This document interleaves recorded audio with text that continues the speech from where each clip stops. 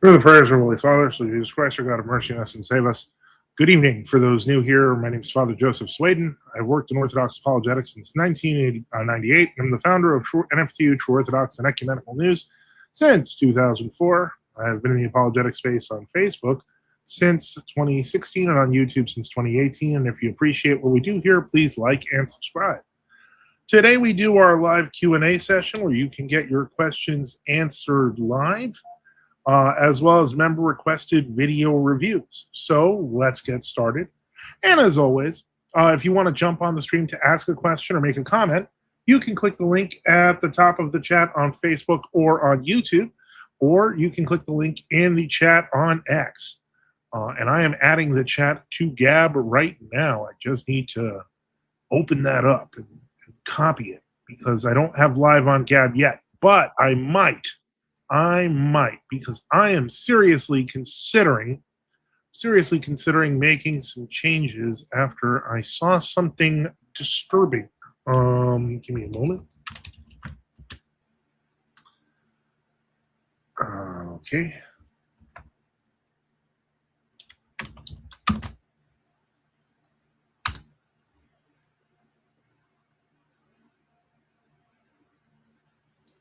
Gotta double check something real quick. Go back home. Okay, I did something wrong. And I am working to fix it. So, let's see if I can fix it. See if anyone wants to call in from the Gab. So I will add that. Give me a second. Let's see here. I'm working as fast as I can, people. So, yep, I gotta do the thing where I add that. All right.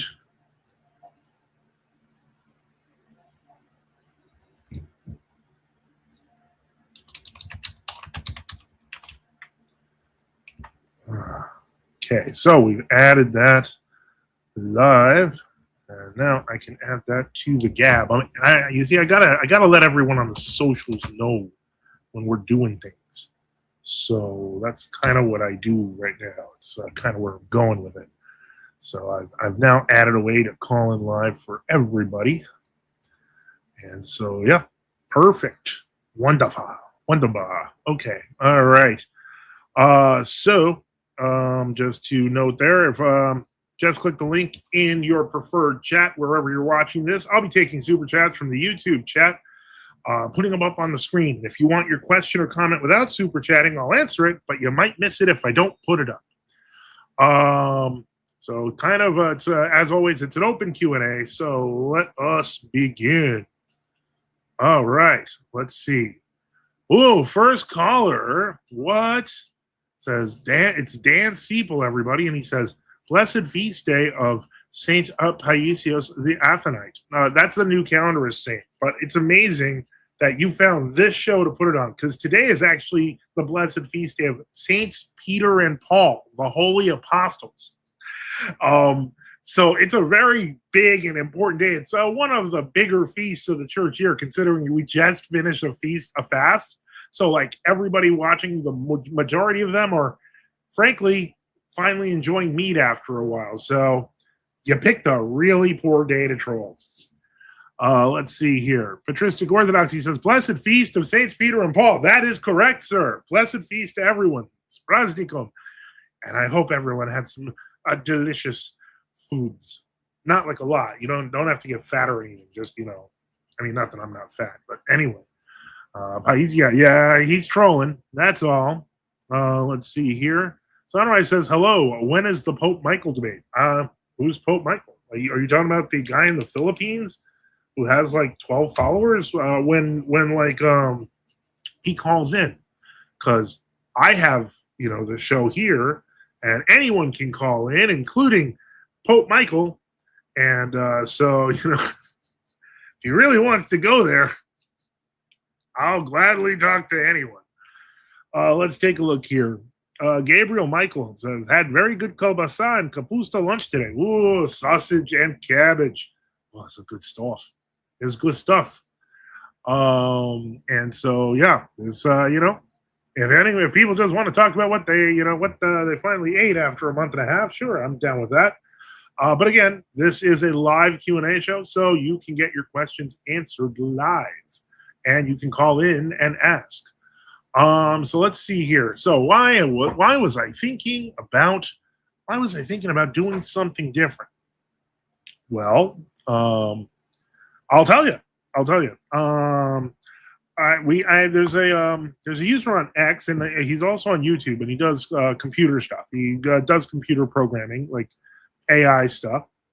Oh my goodness, Patristic Orthodox. He says had bison sausage and beef brisket. Ooh, all the protein. But yeah, I was talking to there's a user on X. He's occasionally popped in here, but he talks about computers generally and stuff like that. And so his name is Spiro Fluoropoulos, and he's a pretty cool guy. And you can follow him on YouTube. But what he ended up doing, and I want to pull up the relevant X thing. So give me a moment. At one point, it looked like he basically kind of went insane. And so basically what happened was he kind of started talking about AI taking over. Because if you're on X, you know that there's just a huge swath of people who just say the stupidest things about AI. And usually it's like, AI is going to run everything, and it's going to be great, and you're not part of the movement, and blah blah blah. It's almost like a little religion of AI. Anyway, he decided to take this to an extreme, and he decided to go for full trolling. Crocus is true. Let's see here. I want to see if I can see here. So this is. Basically what happened was he began posting. Well, I'm going to open up another window for that posting because some of these were hilarious. But he began posting like AI was going to take over, and he's a deep follower of AI. And so he began posting that he was making $13 million in monthly recurring revenue in cat picture NFTs. And, he started just writing some wacky stuff. So let me see if I can find some of the best ones.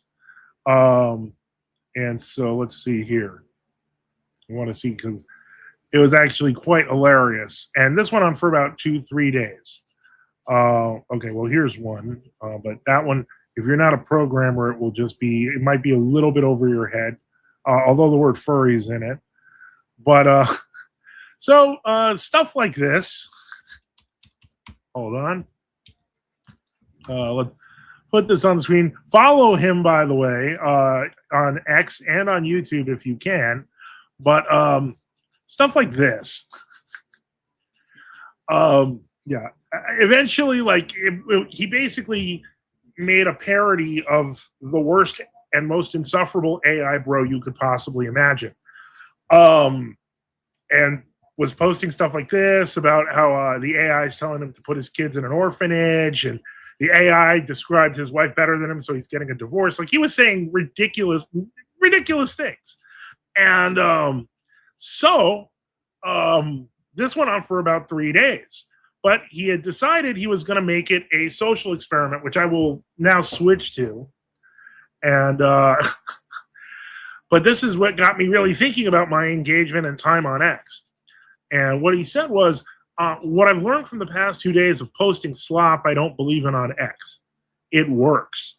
X loves slop, lies, and engagement farming. I provided zero actual evidence for any of my claims, as many others do to me when I argue with them. I simply made assertions and confidently chose the most extreme versions of them. I said you shouldn't be allowed to vote unless you pass leak code tests. I said AI should kill all humans because we're useless anyways. I said I made 10 million monthly recurring revenue with only AI with a business centered around cat picture NFTs, and so on. About 50% of you simply believed what I said without looking at my profile or seeing my history. A subset of those people even blocked me without a second thought. When I said AI should kill humans, even though I've spent the last few years stating the opposite opinion, you believe that's what I wanted. Some of you agreed with my absolutely wildest takes, including that AI should kill all humans. The engagement levels went through the roof. If I spoke of Zig, engagement boost. If I spoke well of Bun, engagement boost. If I spoke well of Jared at Bun, engagement boost. If I spoke ill of Bun, engagement boost. So on and so forth. It doesn't matter what I did as long as it was a hard line, extreme, far-flung take. The spicier and more I pushed the boundaries, the more my engagement increased. This is not definitive proof, but I don't know that we'll ever see definitive proof that would satisfy most people. A lot of my normal friends on this platform who care to read my stuff aren't shocked about this, but I hope the data is evidence to help the claim. X does not care about truth. X cares about engagement at any cost. It makes sense and seems to be self-evident, but people attribute altruistic motives to Elon. I'm sure he cares about things honestly to some degree, but at the end of the day, he knows where his bread is buttered, and so do others around him. Then they try to use this to enforce their way through financial, commercial, and other types of force. Palantir, the same. Anduril, the same. Anthropic, the same. Even programming communities do this by engaging in outlandish behavior because the ends justifies the means. This is what the tech industry has become. This is what this platform currently is. I also noticed something a bit more interesting. The more I spent time on here on X, the more engagement I got even before I started this test a few days ago. A few months ago, I began leaving my browser tab open and automated browsing on X with a script that randomly just clicks around the site every once in a while. Anytime that script ran, I got far more likes and follows. When it didn't and I wasn't on X, crickets. Make of that what you will. And he put up his engagement numbers, and you can see just in his 2 to 3 day experiment of acting like an unhinged AI bro, suddenly he had massive engagement. He was getting engagement by the thousands for posting lunacy. This should concern people who are on X. It concerns me. It concerns me because of the fact that when I'm saying something serious, the algorithm might think that I'm saying something outlandish and post it. And when I post at my worst, and when people who post at me, angry new calendars, etc., and post the worst things at me, it increases their engagement. In other words, if you literally rage bait people, you will get more engagement on X. I don't know that that's how I want to live. I'm grateful to Spiro for doing this experiment. As I said, if you are on X, and I doubt you're convinced to leave because of me, follow him and learn some stuff about tech. It's really useful. And he's also on YouTube and does a regular news thing on the state of technology, etc. So definitely, definitely worth a follow. One of the smarter people on these platforms. So definitely. Let's see. Sunrise says, yum. Sunrise says, Grok, is this true? That is the problem, isn't it? Is troll meat a Posny? No. We're not doing that. Sunrise says, do you use Linux, Father? I will not say. But I think you all know. I have said it many times in the past. So if you suspect that I'm using Linux, all I can say is you must research further into my stuff on the internet. Let me see here. Jeff Grow says, Spectacular says, in my short time on X, I felt this was poison. But it's making me seriously consider whether I need to go back to my older strategy of choosing more obscure platforms that deserve a little more recognition. Let's see. Sunrise says, I'm a Linux Mint user. Sorry, I don't use Arch. Well, if you don't, you're not a real Linux user. Oh boy, that's always funny. Our Arch users are there. I don't know. And somehow, Arch users used to be known as like Linux users that were even insufferable to Linux users, but somehow Rust developers have taken that space. Let me see here. It's the question we get every week. Nicholas Thompson says, thoughts on Cyprianism? Also, do the Matthewites have grace? And my answer to that is Cyprianism is gone because the people that were accused of Cyprianism, that would be the Synod and Resistance, are now merged into the GOC Kalinikos. Also, do the Matthewites have grace? I personally have no doubt, but I understand how others might. Let me see here real quick. If I could, I'm seeing that my wonderful camera is being iffy, so I'm going to see what I can do to fix it. Let me see. I know I've put in some other stuff here. Hold on. Camera.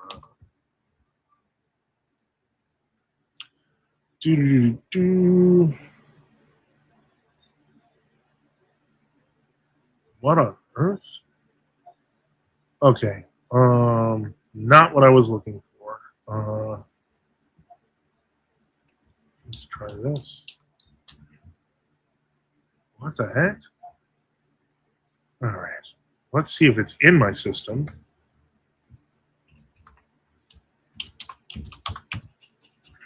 Let's see if that worked. Oh no. Ooh. Okay. My fixed cam did not work the way I wanted it to.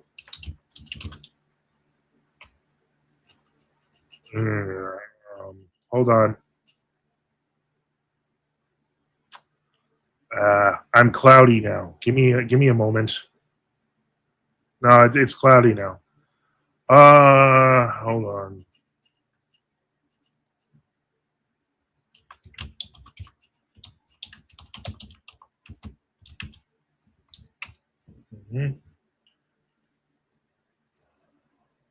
One moment.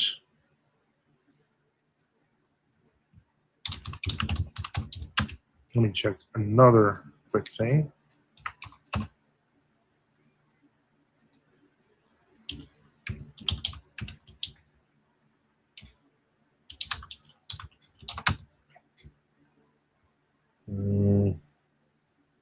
Oh, I made my own camera cloudy, and now I need to figure that out.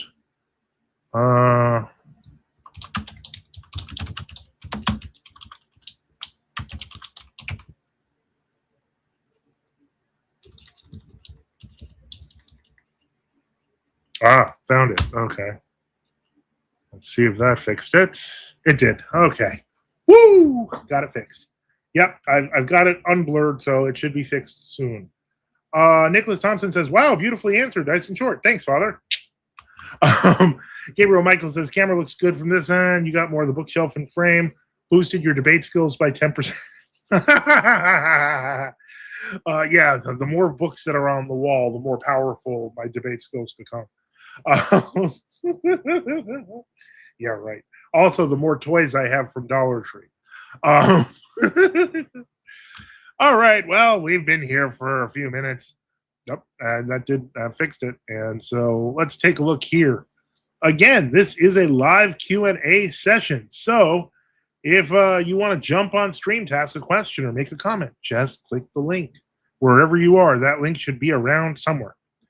And because we're almost at the half-hour point, I will say help keep the lights on. Support us by subscribing or donating at NFTU.net with various options like BTC, LTC, or XMR, or on GiveSendGo. Just look in the description. If I don't have too many people who do XMR, but it may be a little bit because there may be an issue with my wallet. But BTC and LTC should be working. Today, I have a large goal, and there's a few reasons for this. 400. Once again, super chats or super sticker, whatever you want to do, would be really appreciated. As for why, two things. The first thing is, give me 1 second here. Okay.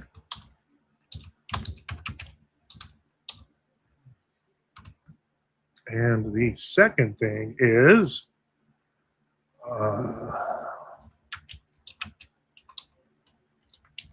okay. So I'm going to go through why I put such a gigantic total for 400, which I believe is accessible if people want to help. The first one is GridCon 2026. This is a debate program that will be taking place on July 24th at the same time as DebateCon. So it's, I guess, a different debate convention. I will be actually debating on Sola Scriptura live in person with a Protestant pastor known as Rich Tidwell. For those who don't know, Rich Tidwell is, I did not know this until I signed up because you know me, I jump in first before I do my research. And so let me see here.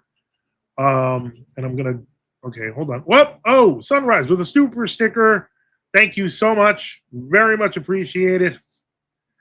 Father Boniface with a member chat says, Benedicite, Benedicite, Father, the feast. No, the next debate is actually going to be at GridCon. And so that's in Dallas, Texas. So if I have any fans in Dallas who want to show up, please do. I mean, I'm going to, but to tell you a little more about Rich Tidwell, apparently he became famous, relatively internet famous, last year when he announced he was taking a second wife. And no, I don't mean that he was getting a divorce. So I signed up for a debate with the most, I guess, prominent Protestant polygamist in the modern times, outside of like criminals in Utah and stuff. So I'll be traveling to Dallas. I don't have I'm going to get my ticket covered there, but I don't have any expenses for that. So I am trying to build to that, and that is one of the reasons that I could use some help. The other one is the car saga. For those who don't know, there have been issues with this Jeep Patriot of mine, and about a week and a half ago, my car started around the July 4th weekend. I was driving, and a fellow driver pulled up and said, "Your rear tire is sparking." So, needless to say, that's not normal. So I took it to my mechanic, and he showed me underneath that the control arms for the rear tires had kind of rusted through and were shaky, which would cause that. But he also showed me that the struts, the shocks in the back were leaking. And so, it needed new tires in the back because the tires I bought, which were new, were kind of torn a little bit to shreds. Ended up coming out to $1,900. And of course, you know me, they asked, do you want to try for credit and, have the interest rates of death? Well, it worked. So $2,000 within 90 days. And so that is with the two big things that are coming. Let me see here. Somebody says, I don't know. I thought it looked funny. That the compromise says, send the donuts. Please do. Please send the donuts. We need the donuts. We need the donuts. Ramagata says, greetings, blessed feast. Did the Father Methodius leaves a GOCK? It's also confusing what is online, and pray that is not the case. Can you speak on that if you know anything?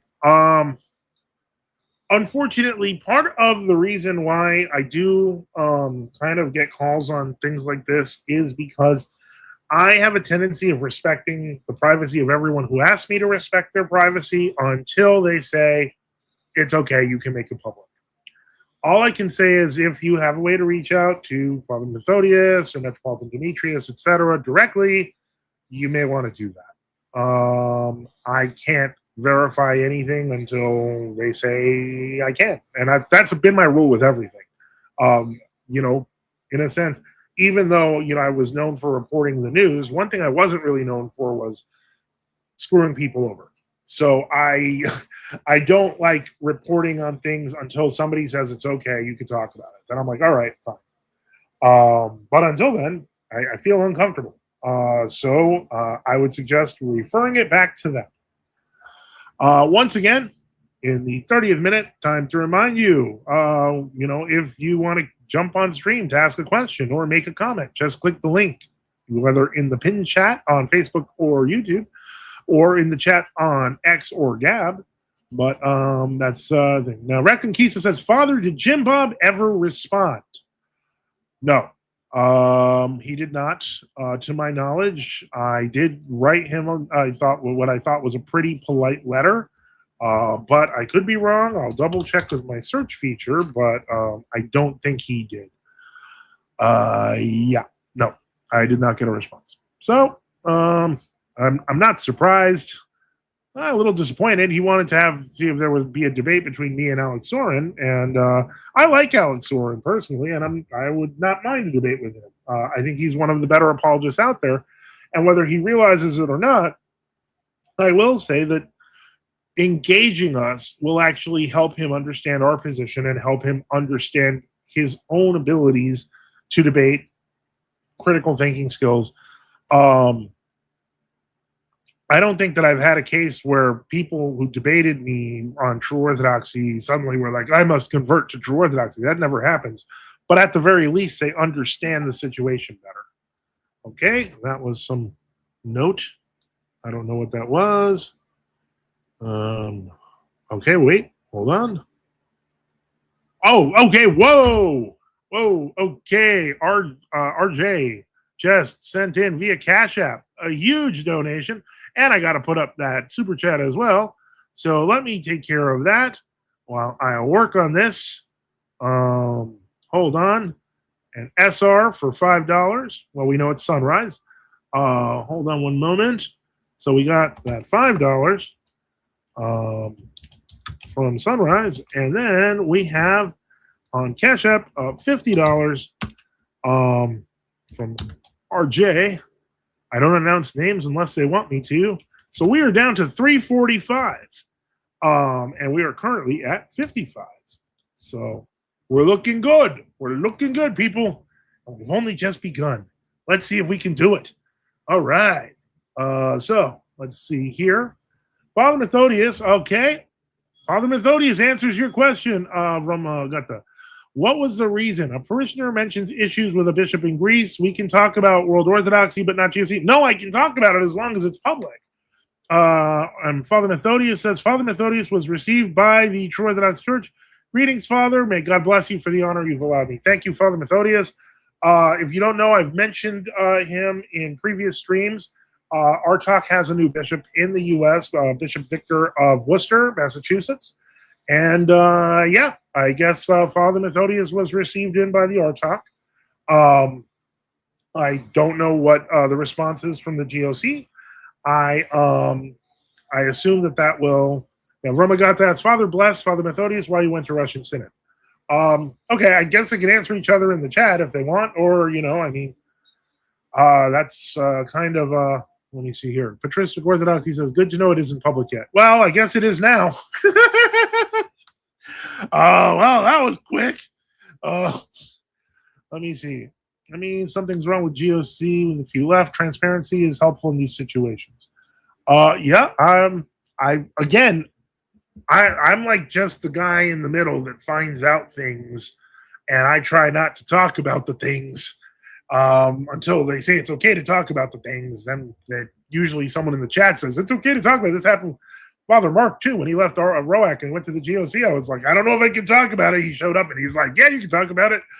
So you heard it here first. That's why you can't miss these live streams. Oh boy.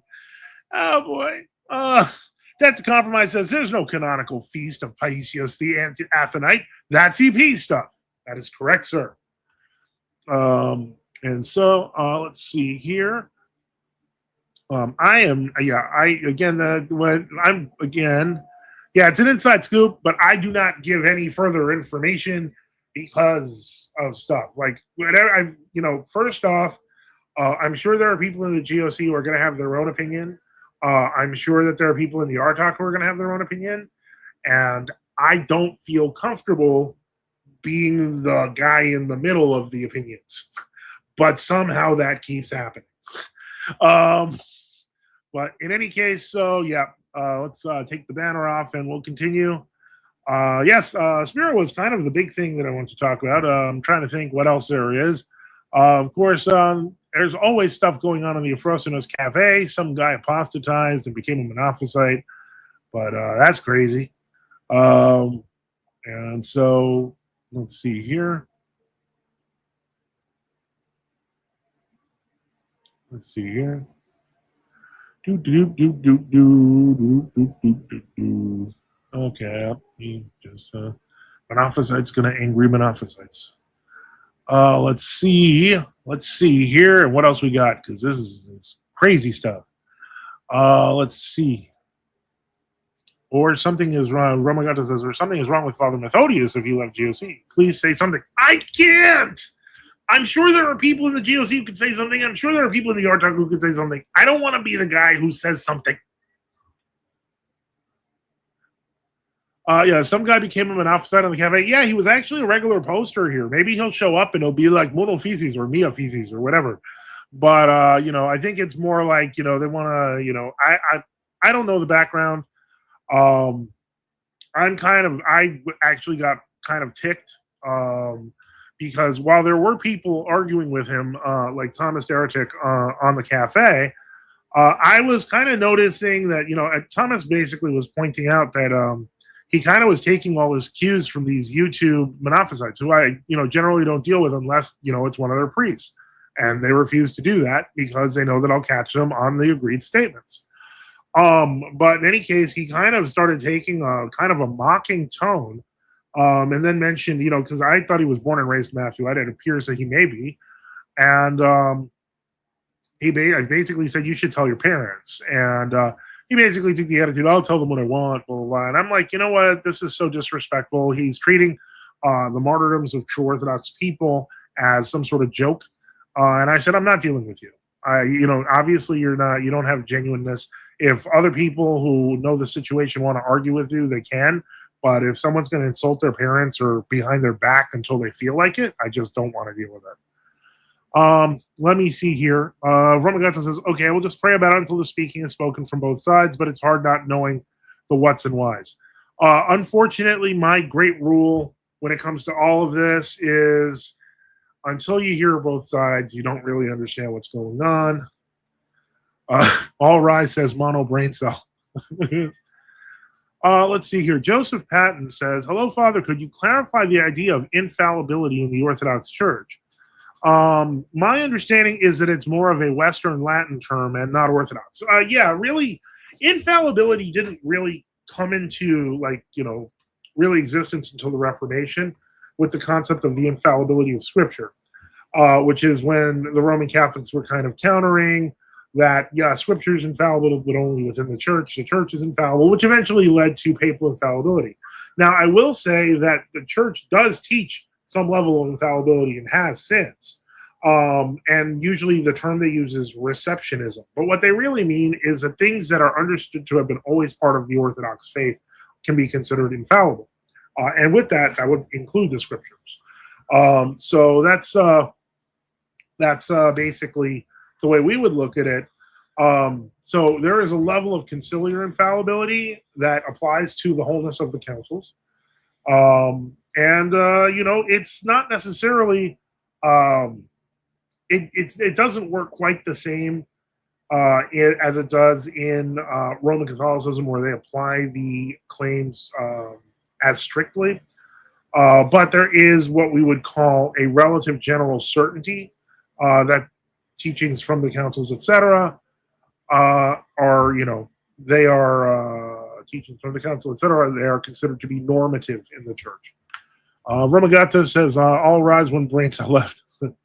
Father Methodius says, my connection is very bad as I'm traveling from the cathedral in Worcester, Massachusetts. I left the GOC camp for ecclesiological reasons. Personal reasons asked me to move deeper questions. Okay. And let me see here. So I hope, Joseph, that answers your question. And as once again, I will point out, if you want to jump on stream to ask a question or make a comment, click the link in the top of the YouTube chat or the Facebook chat or the X chat or the Gab chat, wherever you are seeing this.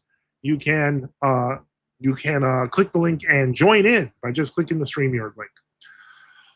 So let's see here what we've got going on. Are there any other things that are happening? I'm looking. Notifications. Again, it's the Holy Feast of Saints Peter and Paul. That's a big deal. That is a big deal. I mean, what's his name? Lindsey Graham died. I don't know if anyone wants to talk about that. I don't know what else to say there. Harry Saint 6614 says, "What is your response to the Sigillian of 1583 being a forgery?" I would say that it's inaccurate. What the accusation actually is that it's a pastiche of different statements which don't have sufficient material backing. There's that they were copied, but they were not necessarily originals. The specific Sigillian that you're referring to, basically, it's claimed that one monk in the 1780s basically recopied two of the previous ones, but their actual originals can't be found anymore. So I think that when new calendarists call it a forgery, I think that's overdoing it. There were other documents. We often mention that there were three pan-Orthodox councils which rejected the papal calendar. So that deals with one, but not the other two. So yeah, and opposition to the papal calendar was worldwide. That's something to remember in the Orthodox world. So Sunrise says it's also worth noting there are multiple other condemnations of the papist calendar. There is, yep, that is correct. So hope that answers that question. Jethro Spectator says, just ignoring my question, LOL? Oh, okay. If you could recommend one book on that shelf, what would it be except the Bible? Let me look at my bookshelf.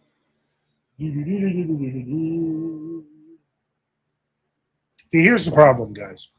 There was one book on my bookshelf that I was going to give to a family member to lend it to them because it would be very useful, and it's not on my bookshelf.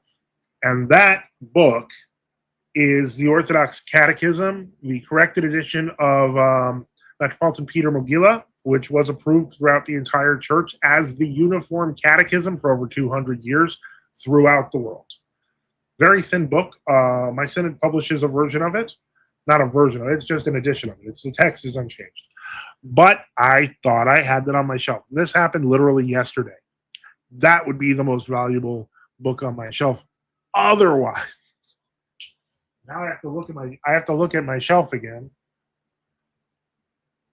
The History of Resistance by Subdeacon Ictarios is also a very, very useful book, and it is on my shelf. It's right here, as a matter of fact. That's the new edition, because the old edition is with one of our viewers who won. Maybe we're going to do more. We're going to do more of these cool giveaways. That was a lot of fun. So let's see. Let's see. What else we got here? Okay, Father Methodius. Another time, maybe you will go into detail or no, because we want to know about the ecclesiological reasons that led to further information to actually leave. Must be serious. That was Romagata. Yep, I agree.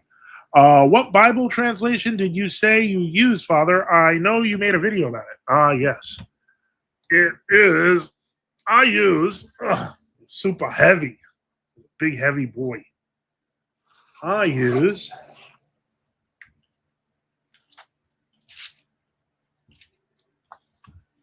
upside down. I use the Third Millennium Bible.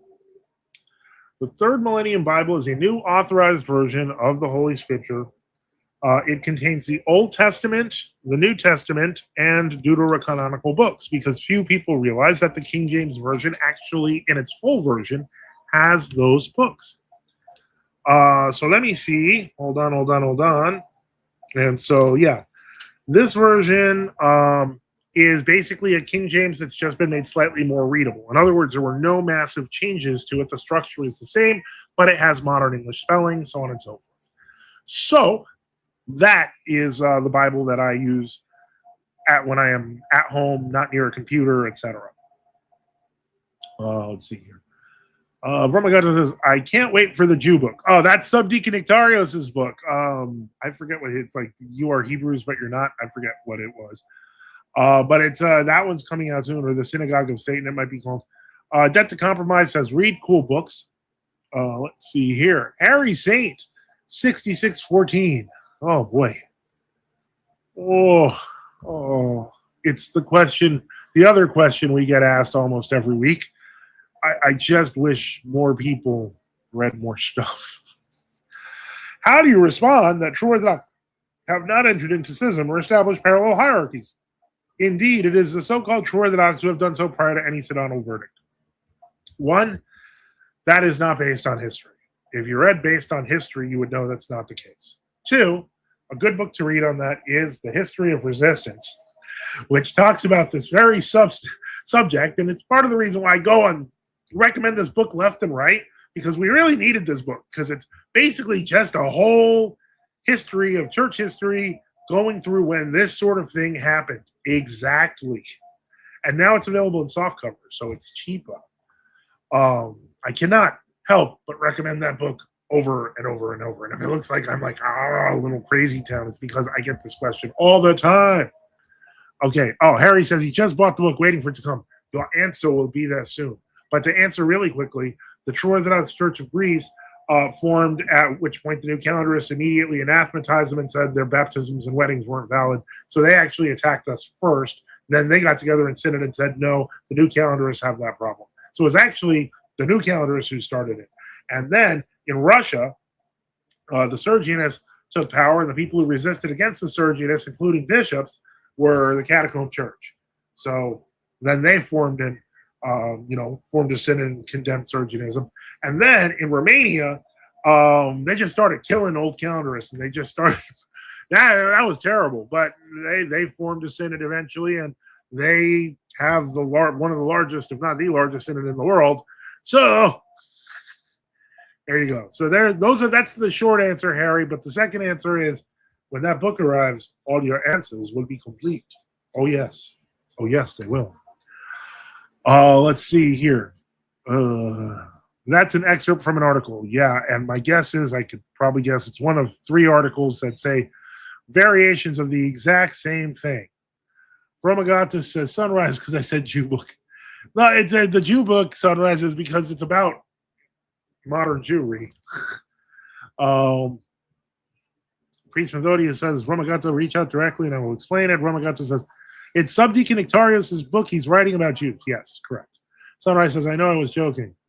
Reconquista says, apparently Conor McGregor crossed himself with an Orthodox sign. Did he leave Freemasonry?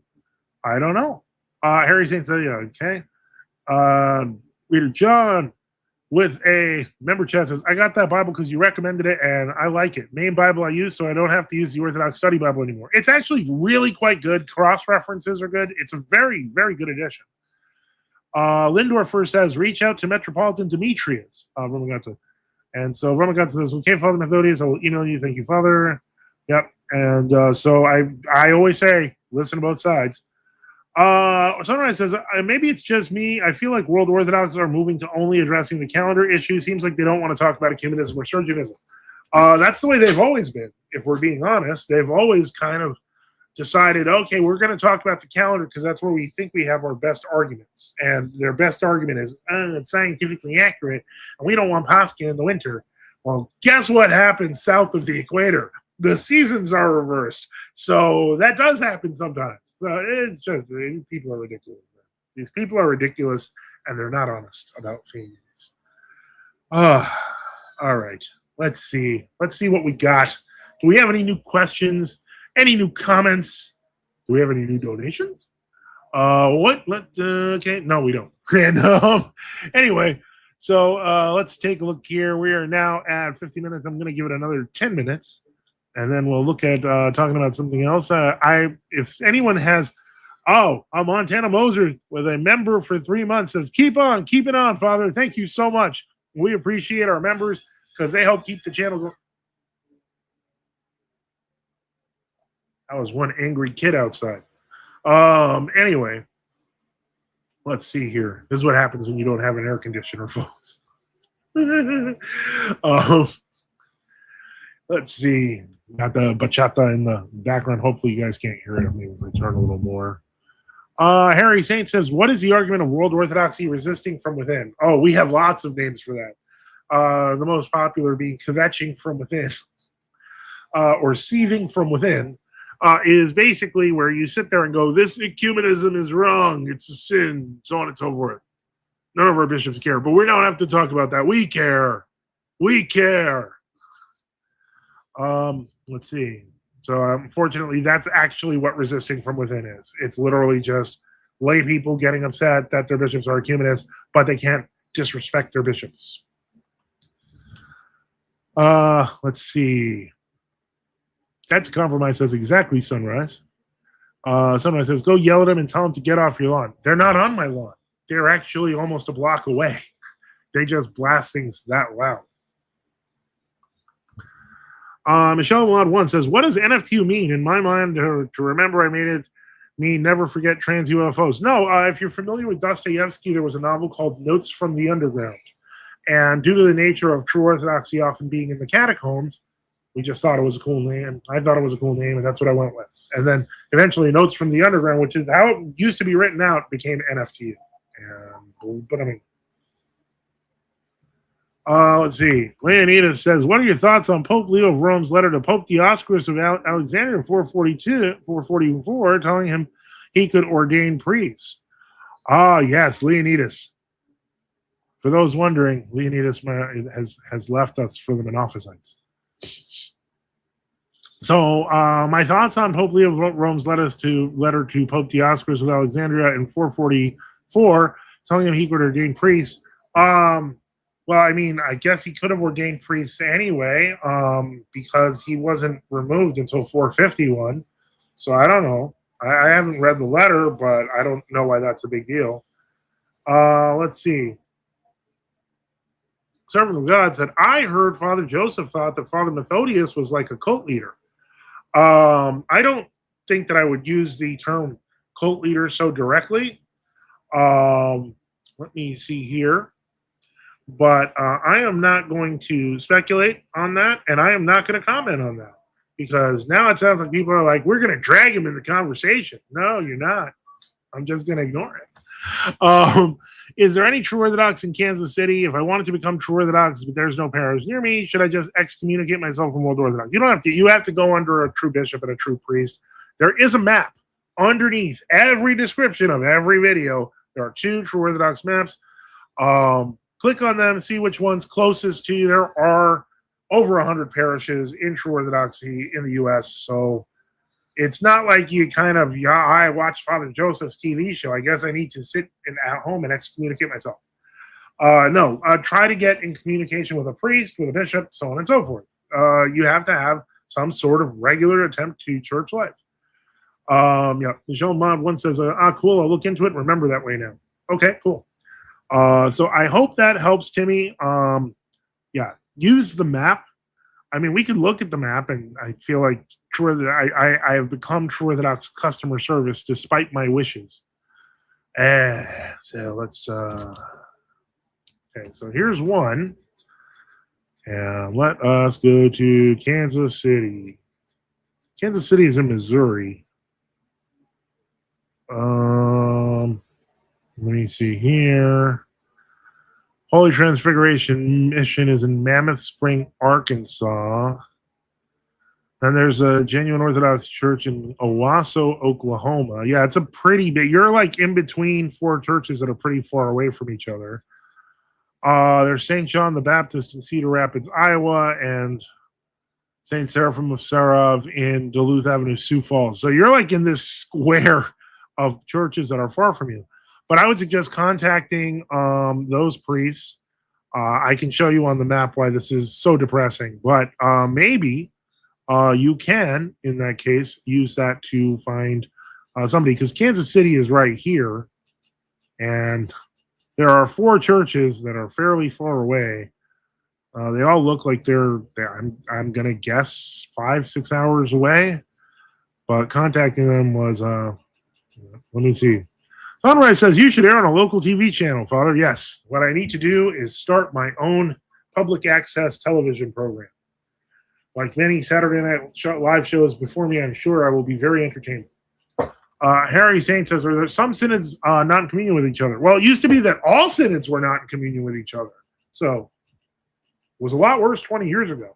But on this particular map, which is the first map, actually most of the churches in there are or were in communion with each other. So definitely, if that's what you're looking for, that whole intercommunion thing, the first map is more for you. The second map has other true Orthodox parishes which have their own communions, etc. Let's see here. And what's this? What do we got here? Leonidas says the argument is that it shows Leo was getting jealous of Alexandria's rise in power in the East and was trying to assert himself in a more ultramontane way. Yeah, it's pretty funny, isn't it, that the Monophysites seem to need papal authority, papal supremacy to exist in a germ form so that they can make their arguments, even though we know in reality that's not what existed. But you're kind of the argument is stupid. So I would say that to Agin and his friends, including the priests, it is a stupid argument. But in any case, no, nobody was jealous of Alexandria's rise in power.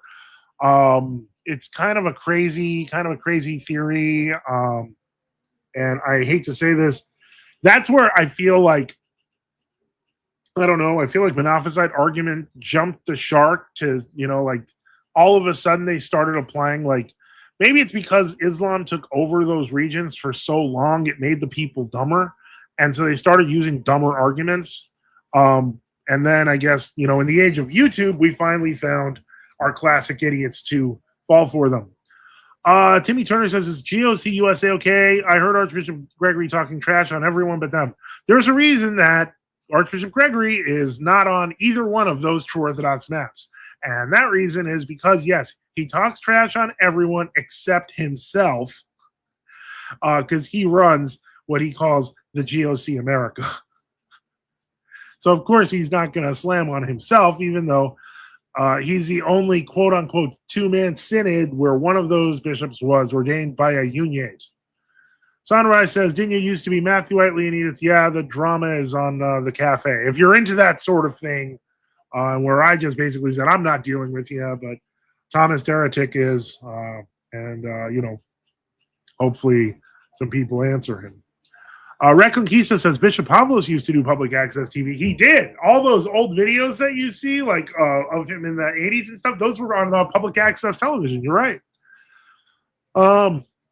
Sunrise says, if you don't mind me asking, if you don't want to answer, no worries. Yeah, he did want to answer. He wanted to answer very profusely on the cafe, but I guess here he's testing the waters. I'm not going to throw you out here. I'm going to just be like, hey, why don't you come on and ask, make your points? Because on the cafe, I was angry enough to say that, if you're willing to insult your parents like that, I'm disgusted personally. But let me see here. And apologetics in the age of YouTube, you can debate the Oriental Orthodox if you want to. Are you willing to take on the challenge? I've already said for 3 years now, because it happens every year, like you're just doing it for summer. I already had it this spring where they're like, oh yeah, we'll debate you, so on and so forth. And I'm like, great. Can I get a priest? Because you guys have priests who are doing this. I'm a priest. I would like to talk to a priest because I know that priests can be honest representatives because they're accountable to their bishops. They can't say things that their bishops don't agree with. Lay apologists can lie all day long, and the Monophysite lay people love to lie. When it comes to the joint agreements that you are suddenly accepting, they don't really accept those, or maybe they do in the lion's den and we don't know about it. But when I bring it up, they don't want to talk about it anymore. So I don't talk to them because they're not honest. You see, I, as a true Orthodox Christian, accept the Holy Council of Chalcedon and the Holy Councils that come after it. I do not betray those councils with joint statements. What they want to do is they want to have their cake and eat it too. They want to say, we accept the joint statements, but also the Chalcedonians are wrong. I don't play that game. That's a game that's already rigged for you to lose. And if you're a World Orthodox, and you've seen with David Orhan, etc., it's a game you will already lose. But we don't have that problem. And all of a sudden, when it comes to talking about, let me hear it. Ladies, Daniel Cakish is a subdeacon. Would that be acceptable? I made my terms clear for 3 years. And no, I've talked to subdeacon Daniel Cakish on the show. You can look that up. I don't mind the guy. I think he's a very nice guy. And I know he's committed to what his bishops teach. That said, the problem is not that Monophysites are ecumenists. Fine, they're ecumenists. The problem is not they have joint statements with the Chalcedonian World Orthodox. Fine, they can have that. Those joint statements, as you put it, a new Henoticon, are not acceptable to the Orthodox. So, the point is, you can't have your cake and eat it too. You can't be like, oh, well, Chalcedon bad, but also they're our sister church. And by the way, that's the same thing with the Chalcedonians who are in those agreements, like Antioch and Alexandria. You can't be like, oh, Chalcedon good, Miaphysitism bad, but also they're our sister church. Like, so you see, you were in the only church with a consistent position. Now you're not. And that is unfortunately not my problem. So the answer to your question is no, because they have priests doing apologetics. There were a couple of priests that were named. You know you can reach out to them. You know they can reach out to them. I will not accept people who do not have the same level of accountability to their bishop as I do to mine. It's that simple. Because unfortunately, lay apologists in the modern age of YouTube lie. They lie. And I don't like dealing with liars. I like dealing with honest people. That's how it goes. Romagata says, what is going on about a cult leader? I missed it. I don't know what he's talking about. Let's see. Sunrise says, are there any Monophysites speaking out against the relations they have with Papists and World Orthodoxy? Let's see here. Yeah, no, they do. They do speak about it, but they're lying because their official positions are not that. That's the funny part. That's the huge part of it, is that the sudden rise of Monophysite apologists is all based on lies. So yeah, they'll be like, no, maybe you could say they're kvetching from within too. I don't know, but I don't think they are. I think they're just lying because they know that their leaders are very happily ecumenizing. They just don't talk about that, whereas I do. Anyway, yeah, they haven't repented, accepted the things monomia Orientals. Nope, they haven't. What is the difference between true Orthodox ecclesiology and non-Chalcedonian ecclesiology? That's a stupid question, my friend. No offense. The difference is, after Chalcedon, the non-Chalcedonians developed their own hierarchy. What's the difference from the true Orthodox position? The difference is that we accept all the ecumenical councils of the Orthodox Church. That's the difference. So you're talking about a difference of 1,500 years. And I will now ask you a question, because what we did is we preserved the original hierarchies, like in Greece and in Russia and in Romania. Last I checked, Russia has an illegitimate Sergian as patriarch, whereas we have a metropolitan and various bishops, which is the way it worked, with the one exception, St. Tikhon, for 500 years. Romania has a patriarchate, but the true Orthodox have a metropolitan at the head. Why? Because they invented the patriarchate in 1925. And so you see, even the structure of true Orthodoxy looks more like Orthodoxy 100 years ago, 105 years ago, if we're being technical, than what you have now. It's like 8 or 9 of the 17 patriarchates and autocephalous, like they were created in the 20th century. So ironically, even the argument that we've created a parallel hierarchy, it's the hierarchy that actually looks more, with the exception of divisions in communion, like the actual historical Orthodox Church. Think about that. Look it up. Look up the patriarchs of the Orthodox Church. Watch what happens. It's not going to look the way you think it is. Romagata says, Father Joseph, stupid question, trolling. Leonidas says, considering that you were a subdeacon until 2 or 3 years ago, I find that a bit hypocritical. No, hypocritical would be because I was a layperson and I was minor clergy. And no, I wasn't a subdeacon until 2 or 3 years ago. I was a deacon for the past 10 to 12 years. I think 11 years. It took me a long time to be a priest, but that's not even the thing. Even when I was a subdeacon, I was doing apologetics. And when I was a layman, I was doing apologetics. But you know what I wasn't doing? Lying. Hope that helps. Okay. What was that thing you showed a few weeks ago where Malphysites was in Rome for a service? I believe that's on Orthodox Traditionalist by Subdeacon Nectarios. You want to check that and look at his blog. I'm pretty sure that's where I got it from. And it's not the only thing. Monophysites have been in Russia to stuff for special services. They went to Serbia. So they're not just going to Rome. They're also going to World Orthodox leadership. And so Harry Saint says, these basically talking points from World Orthodox. It's okay. Keep throwing them at me. If I make fun of them, just realize I'm not making fun of you personally either. I'm just saying why these things are wrong. I highly recommend looking at the history and reading the History of Resistance, which I know you're waiting for in the mail. It will be very rewarding. Romagata says, Harry Saint with Mio Mono Orientals. I don't think so.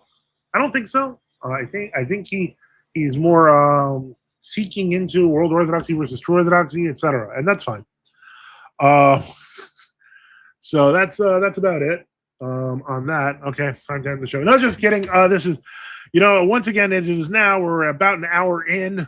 So once again, help keep the lights on. Support us by subscribing or donating at NFTU.net with various options like PayPal, Cash App, BTC, LTZ, or XMR.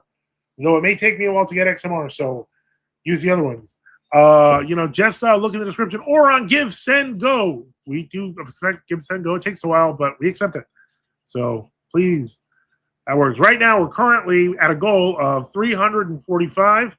We've currently made 55. Glory to God for that. Thank you so much to our community who always helps out. Unfortunately, we got some big things coming up. GridCon 2026 is on Friday, the 24th of July. And it's going to be quite the event. There's going to be like 5 main debates. Apparently, I've kind of been put in one of the bigger events against Rich Tidwell, who is a Protestant polygamist, and the argument is going to be sola scriptura. So if you want to help me with traveling money, please do. And the other thing is the car saga. I am now in debt $2,000 to fix a lot of things that were very important on the car that unfortunately, if you want to know the controller arms, the alignment, the shock struts, and 2 new tires. So basically my car was the tires were going to pop off and drag and stuff, and it wouldn't have worked. So let me see here. Let's see here. So let's get that off the screen. So anything you can do to help, really appreciated. Let's see here. Romagata says, who are you with, Harry Saint? And Harry Saint says, nobody. Used to be evangelical. Well, we invite you to use the map. Don't just think you're going to be stuck in a corner. Use the map at the bottom of every video we have. There are 2 maps. See what you can find. And studying apostolic churches for 2 years now. Okay. And Sunrise says, hopefully it's not too hot in Texas. Well, my goal is, and what they told me the travel itinerary was that I would arrive fairly late on Friday morning, like Thursday night. And then I would be there for the whole convention, which is a day. And then I would be leaving early Saturday morning, God willing, so that I could be home by Saturday evening. Harry Saint says, I want to be in correct church and not waste my time. I agree. Father Methodius says, Father Boniface, is your phone working? I'm not Father Boniface, but if he's in the chat, I guess I'll tell you. Let's see here. Let's see. Traditional Western Orthodoxy, Bishop Enoch with $26 super chat. Thank you so much. Will the event pay for traveling expenses or not? It will pay for the tickets there and back. And I assume it will also be, they mentioned either a hotel or an Airbnb. So my overnight stay on Thursday to Friday will be covered. And then I'm not going to need another overnight stay because I'm going to go straight to the airport.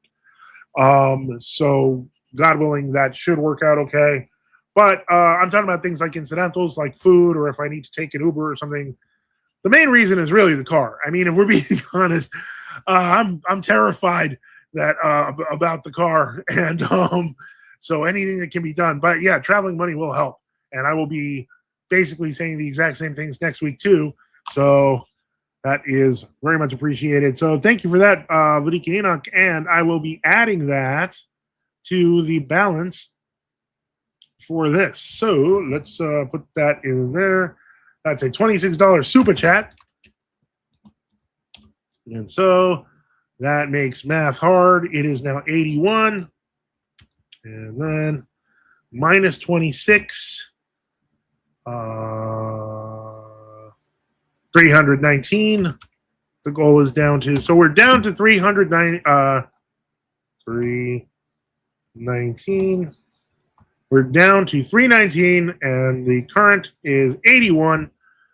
So anything you can do to help, thank you so much. I did put that down. Okay, very good. Anything that can be done. Let's see.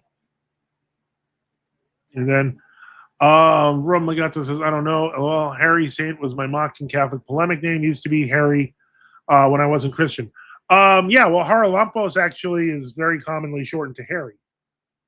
So just letting you know. Sunrise says, do a Texas vlog, LOL. I don't know if I'm going to be doing that. I'm not going to be like, hey, guys, this is my Airbnb. Like, I don't do that. That's not who I am.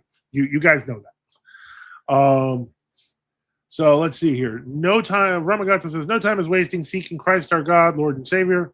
Harry Saint, forgives my language, Father. I don't read that out loud. Oh, sorry about that. Ramagato, amen. Ramagato says, honestly, the correct part is hugely on us. Traditional Western Orthodoxy with a member chat says, have a good night. Thank you. Thank you, Ludika. And so let's shut off this ticker. And so that's what we're doing here. Once again, if you want to ask a question, jump on stream to ask a question, make a comment, just click the link in the top of the chat. We are now in the 13th minute of the second hour. So I'm going to add 5 minutes because we had 5 minutes of setup time. So basically at around 10:35, that looks like we will end the stream if we don't get any closer. If we get to 75% of 400, if we get to 300, I will stay until 11:30, and if we get to 400, I will. Well, we till 11. Yeah, till 11, and if we get to 400, I will stay till 11:30. But right now, I'd have to take some shaka. Sunrise said, "This is my authentic Tex-Mex dinner guide. Doesn't it look so good?" Yeah, I don't know why I'm reading it like, "Hey guys."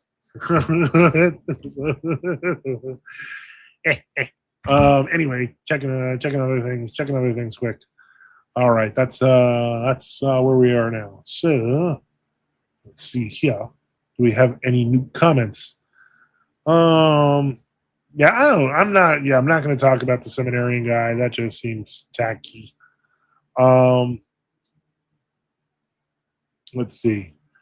I'm not gonna touch this. It's about some guy posted on Twitter who needs help with money, and I don't have to harm the person. Like I think what they're doing is harming themselves enough. So let's see here what else we found, and let's see. Not seeing anything happening. It seems very, very quiet. Very quiet these days. Oh yes, but that's okay. Because we know we can entertain ourselves. Let's take a look here. Let's go and see if there's anything live going on the YouTube. And we'll see if we can find something we can join into. All right. You hit live. Okay. Yeah, I don't know who that is. That's not interesting to me. Okay, that's the apologetic dog. I've never heard about this. What is the apologetic dog? Is it like, okay, looks like a debate guy. Let's see here. P.F. Jones thinks he's a consultant.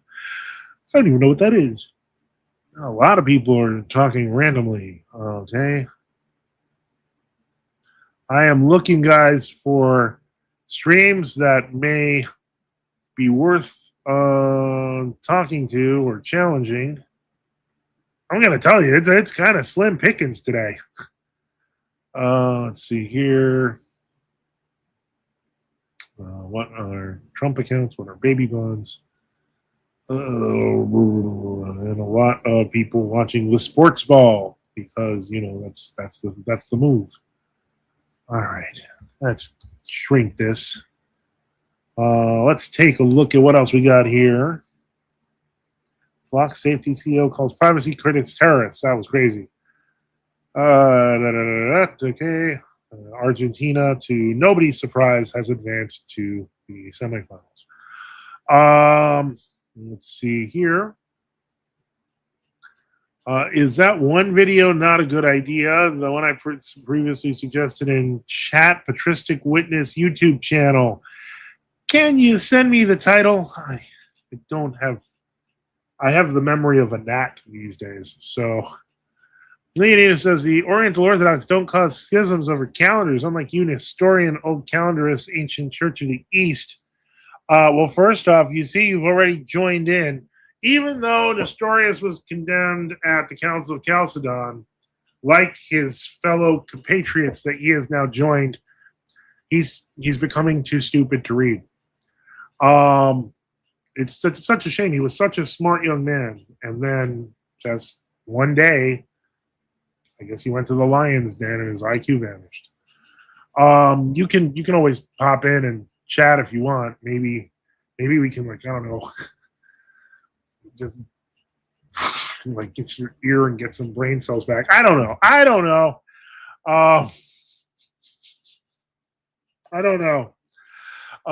You sound as ridiculous as like there's like most of the time when I hear some of these Oriental Orthodox, a grave accusation. All right, let's look for it. A grave accusation. Grave accusation. And let me see. Okay, that's also a song. Yeah, what was it? Patristic what? Mm-hmm. Patristic Witness. All right. Do.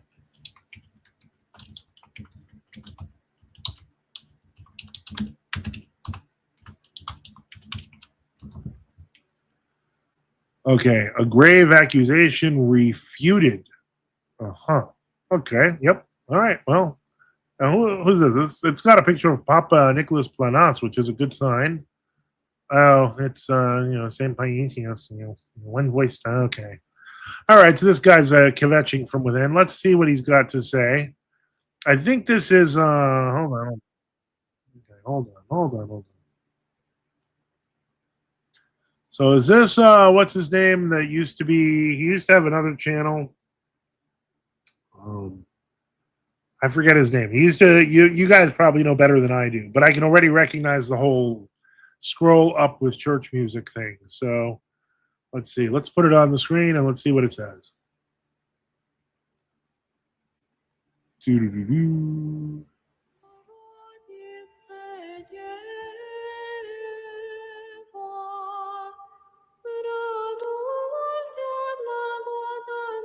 Hey, that's Valon type chant. Uh-huh. Uh-huh.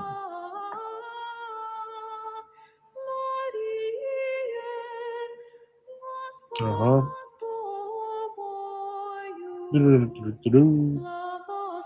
Uh-huh.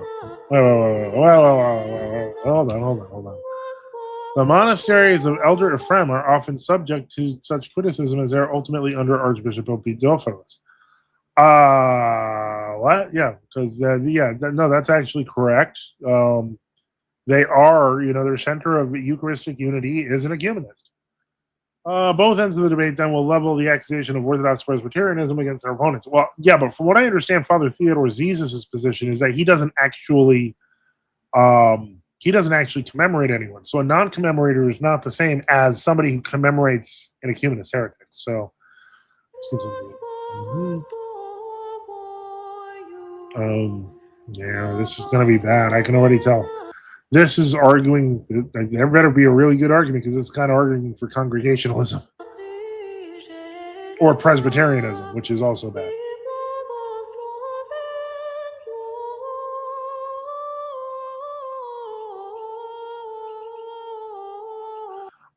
Just pause here. Who said it? Gregory the Capelite. Yeah, that's exactly what I thought it was. Ramaganta says, no, it's not Gregory from what I heard. He's using the exact same template as Gregory the Capelite. I don't know what to think. Patristic Orthodoxy says, what do we think about the Darwinism of Demetrius Staniloy? Didn't the NC Romanians glorify him? Yeah, they did recently. I think even Craig Trulia noted that he was a Theopaskist or something. He had some like erroneous thinking. Timmy Turner says, yes, Demetrius Danilai is a saint in my current communion, OCA. But wasn't he a Darwinist? Yes, he was. All right, let's continue this video.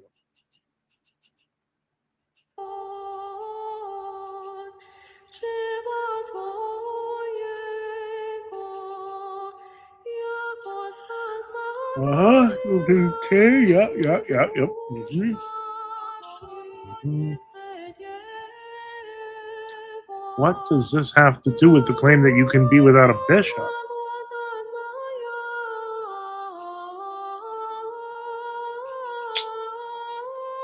Not liking where this is going. This is not like, even the quote from St. Maximus doesn't support their position. So this is not actually saying what they're claiming, which is that the priesthood does not require the episcopate. That's false. I'm going to speed it up a little more. Sorry, the singing might get worse.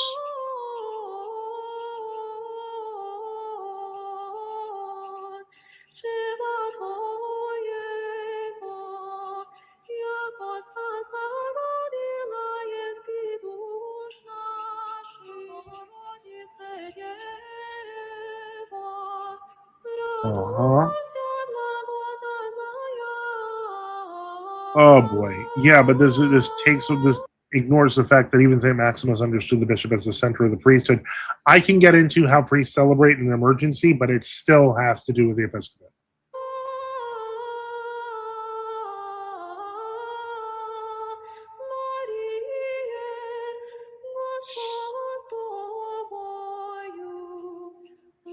Okay, let me see here. So, is he really? This is where they're going with this? Oh boy. Oh boy. This is misinterpreting Maximus really seriously.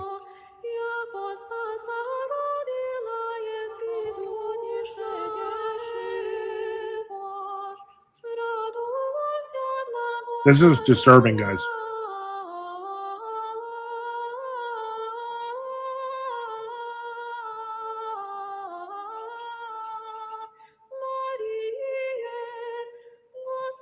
Oh, no.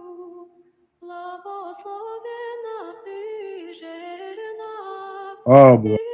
I mean, I can see why they're putting this together, but...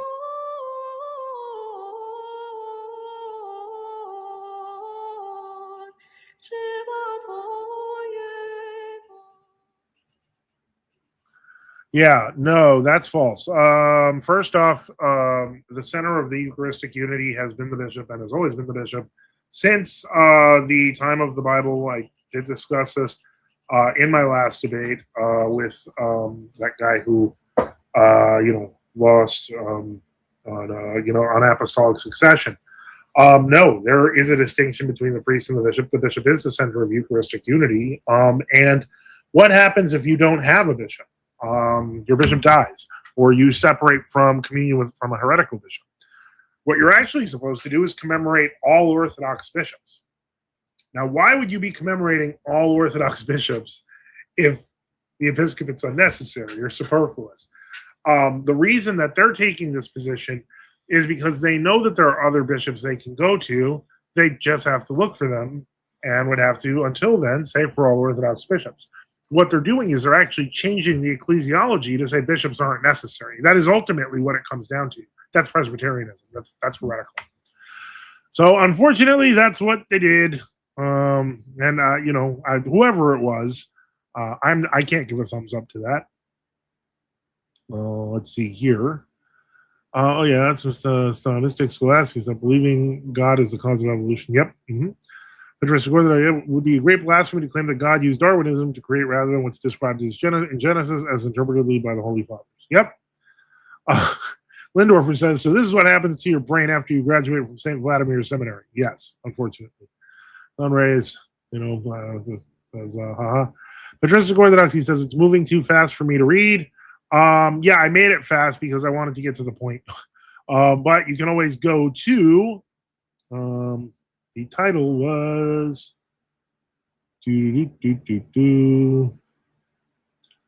Patristic Witness is the channel name, and it's a grave accusation, and it's 4 minutes and 37 seconds long. So you can watch it, but it's not going to get any better. I don't think it jives with other things St. Maximus said. They're trying to extrapolate a way to say that the bishop is not necessary. Yeah, no, it's pretty bad. St. Maximus took the episcopate seriously enough that he always wanted to be under Orthodox bishops, including the Pope of Rome, Pope St. Martin, when he was Orthodox. So that's crazy talk. Let me see. Here, Timmy Durner says, I know I probably argued with a few of you in the comments before I asked for forgiveness. It's okay. That's kind of what we're here for. It's kind of what we do. I'm sure nobody minds. I'm sure they're glad that you're investigating. So glory to God. Sunrise says, we've all heard it. My priest is a trad. Yep. Yeah, we know. I found out the ethos of my church is kind of liberal. Yep. Maybe very. Sorry. Oh, we hate to be the ones to be the bearers of bad news. So that's terrible. But I'm glad you found us. So, keep the map open, learn, get to know local true Orthodox people. Very, very good thing to know. So, let's see what else we got going on. What do we have? Okay, well, I guess I'm going to have to do it again because we're at the 1 minute 28 mark. And we're going to end at about 10:35 today. And once again, help keep the lights on. Support us by subscribing or donating at NFTU.net with various options like PayPal, Cash App, BTC, LTC, or XMR. Might be slow on XMR to see it. So, because I had to, for those wondering why I had to reset my phone. I had to do an entire factory reset. The phone was just acting too weird. There were other problems I was having with it. I was this close to buying a Walmart phone, even though I wanted this, my joyous OnePlus 6T, which is now 7 years old, to last another 4 years. I want to see if it'll make it to 2030, as a protest. And when I did the factory reset, shockingly, the factory reset fixed even old problems I had. So my phone is now operating like it's 2018, which is pretty cool. But unfortunately, that means I have to wait on XMR for the chain to load completely, which it has not yet. But I will check my crypto to see if anyone was kind enough to donate there, and I will make sure I mention them.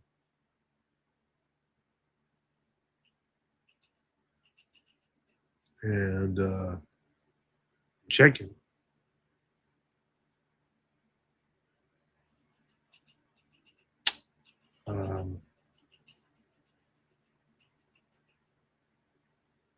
Checking again.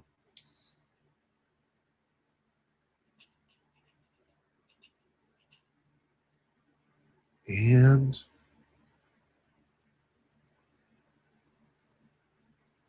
okay, still waiting. There's still hope. Oh, it's gone. There's no hope. I got nothing. Let me see here. What else we got here? All right. So what do you think of the RCs dividing into factions and various opinions over this SXPX deal? I think that, like Goldfish, people in the modern era have no attention span. Otherwise, they'd realize this is happening exactly like 1988. The exact same thing is happening, except the SSPX is bigger, which means Rome respects them more now. So, yeah, I don't think anything of it. I think they're doing the exact same thing they did before. And the people are reacting in the exact same way as before. So none of it's new. Sunrise says, "I'm sorry, but I watched a few Peter Diamond videos, and they're kind of entertaining. Sure, they are. Videos. I'm not. First off, I'll be the first to admit that dishonest videos are often the most entertaining of all, because they can engage in fantasy as opposed to truth. So they can lie about things and make it funny. Unfortunately, that's a sad reality, but I'm not going to sink to that because I like being an honest person." That the compromise says sunrise facts. Oh well, unfortunately, I know that some people, even my own people, will be like, "You boring old man." Nothing I can do about that. I am boring and I am old. Roma got to this. Father Joseph Simmons, Rocor says they're not under MP. They're under their own. Rocor. That's wrong too, right? Do they think they're alone, not under MP? They are definitely under the MP. Their first hierarch is somebody with a, how do I put this? He is quite the Moscow friend. And no, they're not going to protest at all. It'll be weak protests like that letter they did last year, but they're not going to do anything else.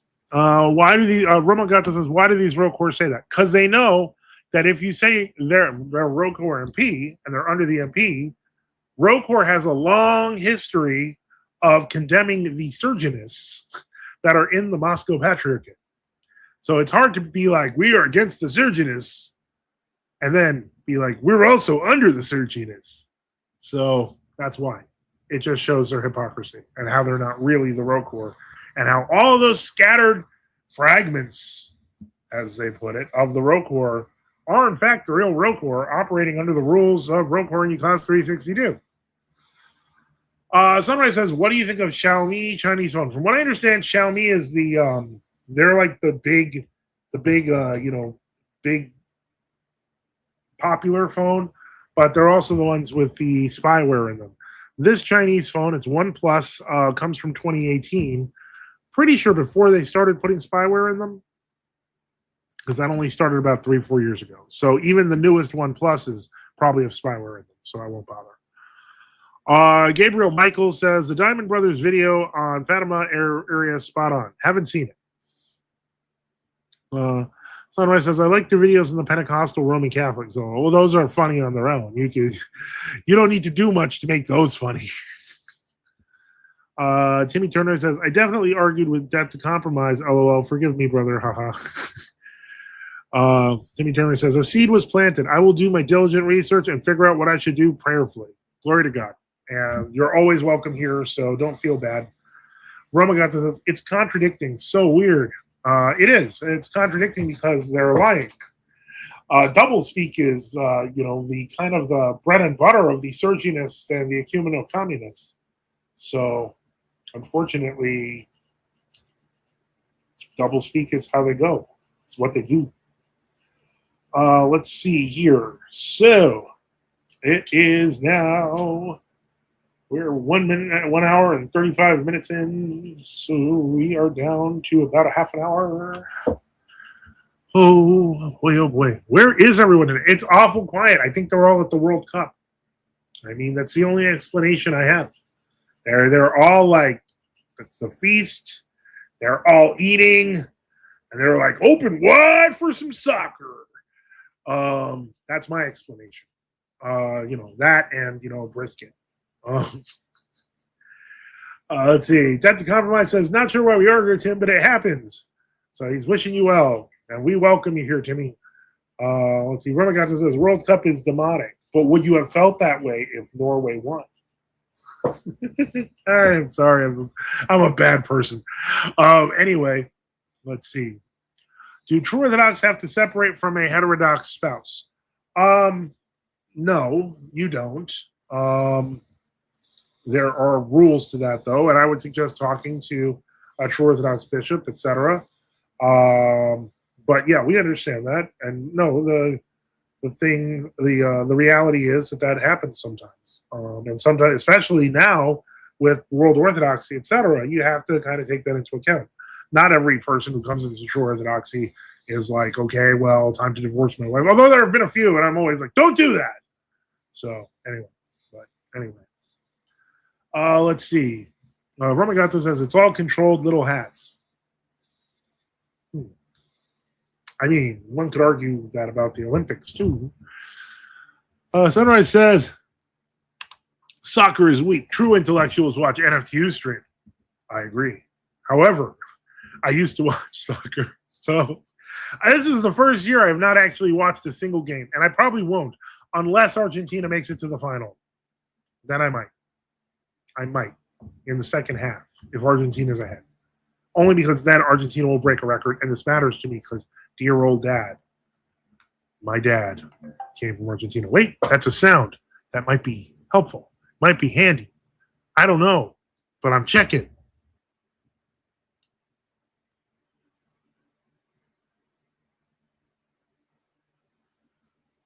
Whoa.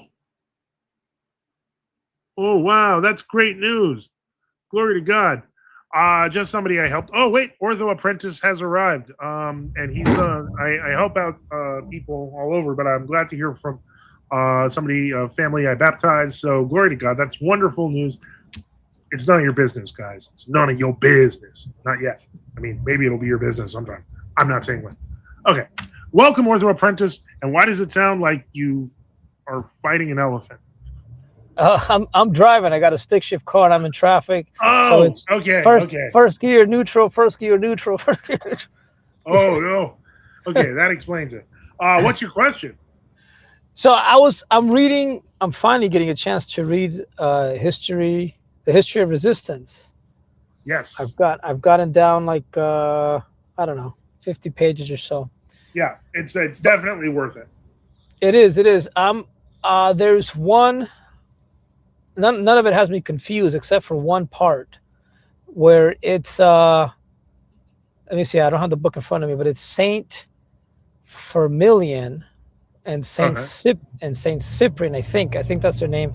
Anyways, I know Saint Cyprian is one of them. The other one is Saint Firmilian or Saint Aquantina, something like that. But the thing is that they're having an issue with Pope Stephen of Rome.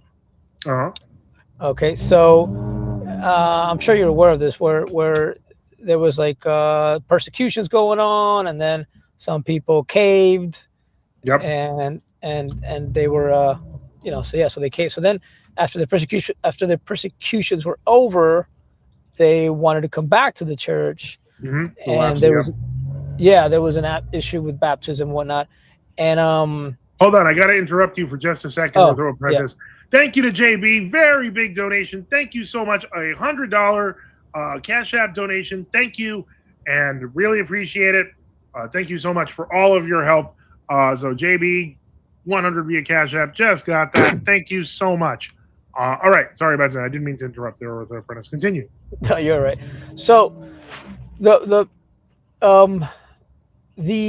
author, Subdeacon Nectarius, yeah, he uses the book is made up of a bunch of examples of saints telling Christians, to Orthodox Christians, to leave the heretical bishops before there's a formal council to denounce them, which makes sense according to Canon 15 and all that. Right. But in this case, he's putting up the example of Saint Cyprian and I think Saint Firmilian of also doing the same thing. We should leave Pope Stephen, because he was saying, Pope Stephen was saying it's okay for like heretical baptisms or something like that.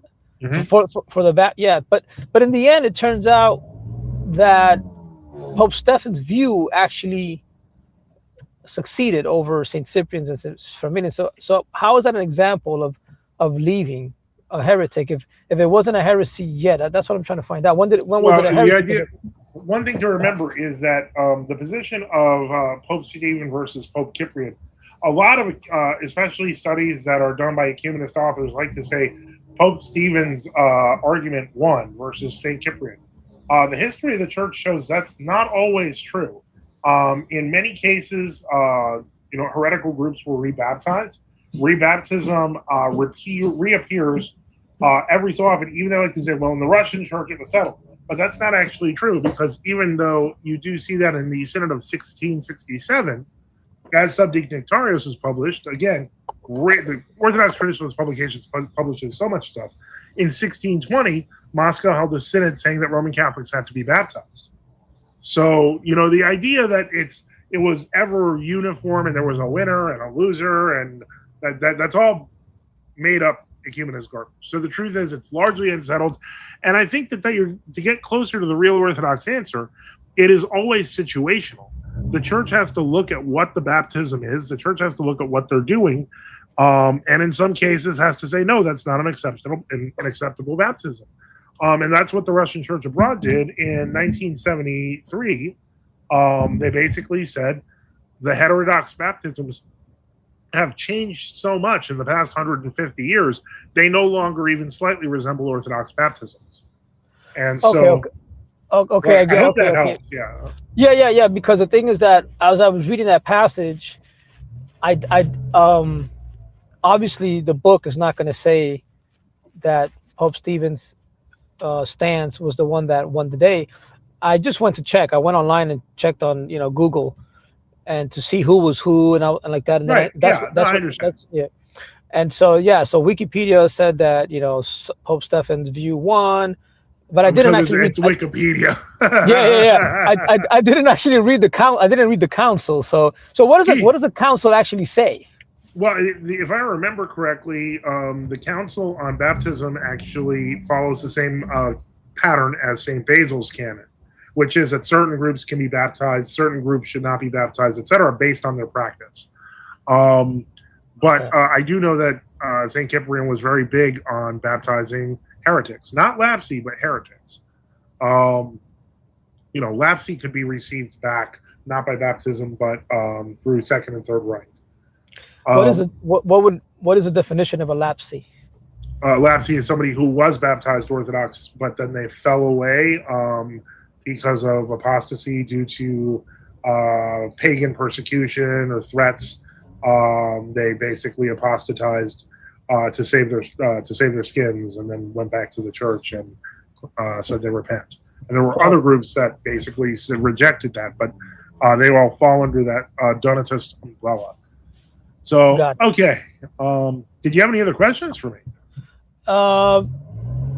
Well, this one was when because this happened in 200 something. So there wasn't a council yet. No. So then how did Saint Cyprian? Well, there were the councils of Carthage, were local councils that are actually in our canonical literature in the Rudder because of the fact that they were inserted as canonical in the Quinisex Council or the Trullo Council. It actually approved certain councils that occurred before Nicaea to be included among the canons of the Universal Church. Okay. Because I wanted to know how, since this was before the Council of Nicaea, I wanted to know how Saint Cyprian and Saint Firmilian, how were they so sure that how were they they were so firm and adamant about Pope Stephen's stance being a heretic? I was like, where did they get it from though? So is that there was a common view that Pope Stephen, the only reason that he is even a saint is because of his martyrdom.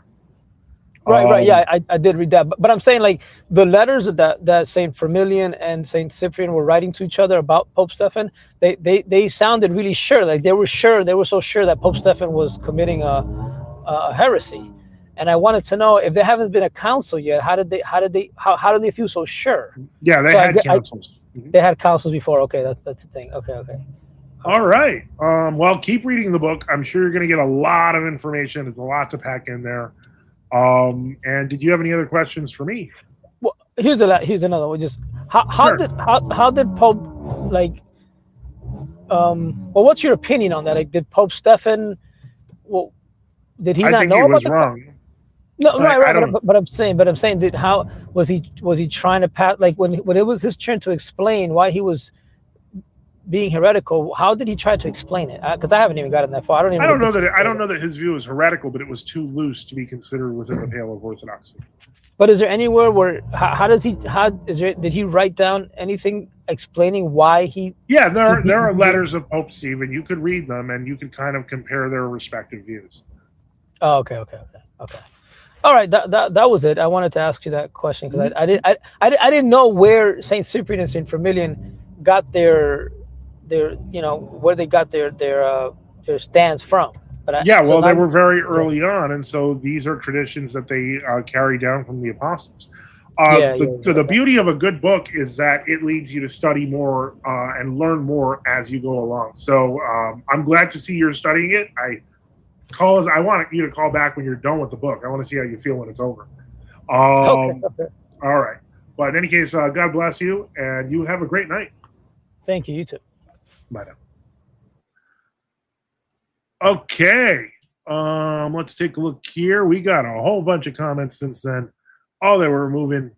They're moving and moving. Oh boy. Trying to find the ones where. Da da da da. Okay. Almost there. We got the little hats in soccer. Karan Randella says, Father Bless, I get it, Father Joseph. I would join a church ASAP and should not instruct the church how to church. I should just join a church and not to church. We'll do so when the Lord makes a way. I thought you were in Toronto because there's like 5 Orthodox churches around you. So hopefully you keep trying. Don't give up. Make phone calls. See who can help you get there. Romagato says, it's football, not soccer. Welcome, Father Boniface. Benedicite. Benedicite. Going through the comments, trying to get through. Let's see here. It's football, not soccer. It's soccer. It's both. Romagato says, I used to like Disney movies until I learned how evil that is. That's fair. Disney is evil. Sunrise, put it up an America flag. America. Okay, I'll just put that up. It's not a comment, but it is America. Gulahomu says, Father Moses, I have an issue I'd like to confess. Sorry, meant not Father Moses, but Joseph. Okay, Father Joseph, I have an issue to confess. Currently, I'm inquiring to join his church. I assume you mean Father Moses' church, but I'm not physically able to go to the nearest parish. The dilemma is my mom, who is evangelical Messianic Jewish, not ethnically Jewish, thinks I'm joining the ecumenical Mary worshiping cult. She doesn't distinguish between Catholic, Orthodox, etc. It doesn't matter to her. Unfortunately, while I believe we are the true church, if she thinks the world Orthodox are a dangerous Mary worshiping cult, then unfortunately, it's not going to get better with us. We're going to be more adamant about it. And theological arguments in church history will not work since she thinks it's useless or keeping the faith simple is essential. What do I do? This could tear my family apart and keeping me estranged from them. Please pray for me about this and to the saints and the Holy Theotokos on the wisdom of what to do in this situation. I would highly recommend if you don't have the ability to counter well against your mom, etc., if you don't have the apologetics chops, praying for her helps a lot. It may do more than arguing with her. So that's what I would say there. Ontologically, Steve says, how do I find a GOC location? I'm near Asheville, North Carolina. Use the maps. They are there for a reason in the description. Harry's is in the description. Very good. Thank you. Father Joseph, have you seen the recent video from the channel Understanding Russian Christianity regarding Sergianism in the ROC? I have not. Quran says, it's not just about walking to a church, Father. I have other problems than that, bro. You're cheesing. I got issues, fam. You don't have to respond to that out loud. I respond to every comment out loud. Okay. Memento, I have not seen that video. Let me see how long it is. And I get it, though. You don't know me. I don't know you. Okay. I get this all online. I'll try my best. All right. I'm going to look that up. Understanding Russian Christianity, Sergianism. So we'll try to find it. Let's see if we can find it. See if we can find it. 1 second. Remember, we are down unless we make another. What the heck? Let's see what the total is. Right now, the total is 219. If we can make another $119 in 15 minutes, then we will stay on for another half hour. And so that'll be the goal.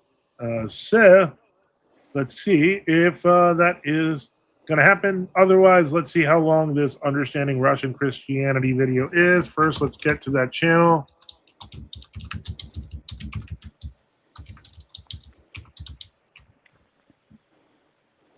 Okay. What is Sergianism? Is the Russian Orthodox Church a Sergian church? What kind of thing is this? Who are these people? Let's find out. They have 5,024 members. The fascinating world of Russian Christianity. What Russian Christians believe and how they live. All videos are personal opinions based on my own research, studies of my colleagues, life experience, and personal convictions. The book Understanding Russian Christianity is on Amazon by Igor Mikishin. Who is this? He's a guy. Why students plagiarize: intent, unawareness, or specific identity. What the heck? Who is this guy? I mean, does he have a um, bio or anything? Like, it's just some random guy who's going to spout off his opinions? Oh, let's see here. I am Igor Migin, a Russian-born, Finland-based university researcher. Okay, first off, he's in Finland, so that's already, as you know, they have the Gregorian calendar and the gay marriages. So he did a video on Russian Catholics. Oh boy, oh boy, oh boy, oh boy. I've not seen this. I'm afraid to see this, but it is longer than 19 minutes. So if I do a show on Tuesday, remind me, I will cover it. Maxima says there's a church in South Carolina and in Virginia. Yeah, just look on the maps. That's what they're for. Let's see here. See if anything else has come here. Okay. Things are looking up. Well, they're looking the same, but that's still up. So let's see here. That is checking to see if there's any last minute joyous events. Doo-doo-doo.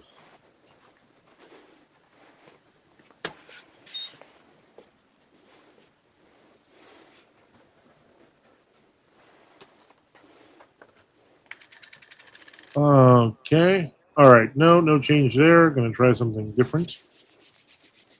And we'll see if there's anything else. Let's see. Harry Saint says, will you debate Peter here? He's kind of afraid to debate us, debate me specifically. I've reached out to him, and he's I don't think they're ever going to seriously debate us because they know it won't work out well for them. Because right now their goal is to make sure you guys never find us. So if he debates us, that will make it a lot easier for people to find us. So that's what scares him. So that's why he probably will not. That said, obviously, I've seen pressure on X has actually caused him to at least address it. So never give up. You never know. Once again, help keep the lights on. Support us by subscribing or donating at NFTU.net with various options like PayPal, Cash App, BTC, LTC, or XMR.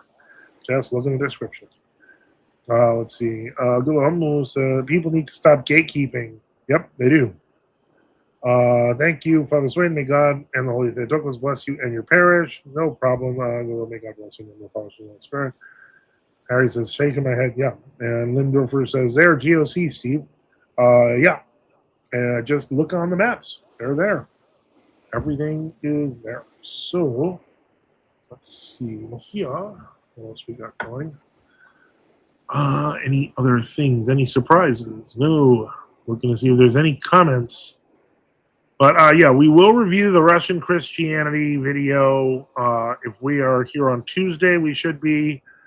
And we will do our best to review it then because it's just too late to review it now. It's about 20 minutes long, which is about 15 minutes longer than I'm going to stay unless something amazing happens in the next, 10 minutes. 10 minutes basically. So current goal, we hit 181, and so the goal left is 219. So if we got to 119 more, which would be 3/4 of the way, we would stay till 11. And if we get to the 400, we will stay till 11:30. But if we don't get anything or not sufficient in 10 minutes, we'll call it a night, and we'll be back on Tuesday. Let's see here what else we've got going on. Any new things? Let's see. Is there anything new on the cafe? Probably. Probably people are angry, which happens a lot on the cafe. Okay.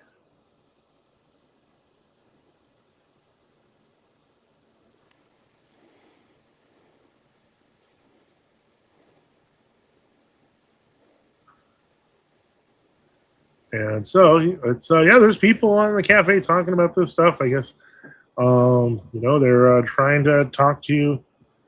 Let's see here. Answer to his video question: he doesn't think the ROC is surgeonist. I had a very strong feeling he did. Just letting you know if that changes your mind. Oh, it might. I might want to do it more. Just because he's in Finland, probably attending the Finnish new calendar, LGBT church, and it's not new calendar like the other new calendars. It's full Gregorian calendar. So they celebrate in Finland on the exact same calendar as the Pope. That just makes me want to do it more. Memento Mori. So let's see here. We are looking to see if there is any other news. I don't see any. But we're shameless here. We'll wait. Let's see.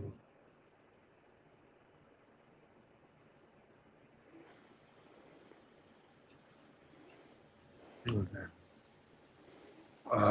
I really am reconsidering X just because it's not. I mean, as I mentioned at the beginning of the video with Spiro's investigation, it's questionable whether it's going to be worth staying on. If engagement is increased by rage baiting, that may not be where I want to be. Let's see here. Was there anything else to cover? We are now at 10:28. There are exactly 7 minutes left. That's right, 7 minutes left. And I am once again going to point it out. I'm going to say it. Help keep the lights on. Support us by subscribing or donating at NFTU.net with various options like PayPal, Cash App, BTC, LTZ, or XMR, or on Give Send Go. Also, I've been told I moved my seat around so much. People say I'm autistic. So I apologize. Quran says, Father Joseph, why was it said I no love or fear God, but I love him, no longer fear God, but I love him? That's St. Anthony the Great. And my response to that would be, after spending 40 years in the desert, first under the guidance of spiritual fathers, and then alone as a hermit in the desert, one can deeply get the understandings of the mysteries in ways that other fathers can't. And that's not you. So if you think about sin and all the sins we commit, while it's great to say, I no longer fear God, but I love him, I think a lot of us need to fear him. I think like when you're at that stage of holiness, you can say that, but when you're not, you're just excusing your sin. So I'm very big on people having the fear of God. People can learn to just love God beyond fear, but usually they do that after they've struggled with their sense of sin. And if they haven't, and they go just right to I don't fear God, you need to learn some shame from God. And you might. So that's why that would be my take on it. Not trying to say it personally towards you, but you're not the only person who has said that to me over time. And my point is, it is important to fear God and to know him, to fear him, to love him. Those things come with time. And also you have to be part of the church, because then you'll have the mysteries and you can have God's love in you as you receive it. So that's important. Once again, we are now in the last 5 minutes. Help keep the lights on. Support us by subscribing or donating on NFTU.net with various options like PayPal, Cash App, BTC, LTZ, or XMR, or on Give Send Go. Just look at the description. Why? Because on July 24th, I will be going to GridCon 2026, and I need some expense money just in case. But more importantly, the car saga. Thanks to massive repairs, basically controller arms on the back tires, new struts, the shocks being repaired, alignment. Basically, I am now in $2,000 in super debt. So we have 90 days. As you know, that's the game. This car is terrifying after a while. All right. So Patristic Orthodoxy YouTube says, read St. Dorotheos of Gaza on the 3 levels of fear of God. I highly recommend that one, Karan. That's a great idea. Yeah, thanks for saying that. I get it. Not towards me. No. Yeah, it's towards everyone. It's very common. Very common. People read the most flowery parts of the Holy Fathers, and then they go, "That's me," and that's a dangerous way to be because we have to remember that we don't live like that, and so that's why. Let's see. Anything else going on? We're now in the final 4 minutes. So,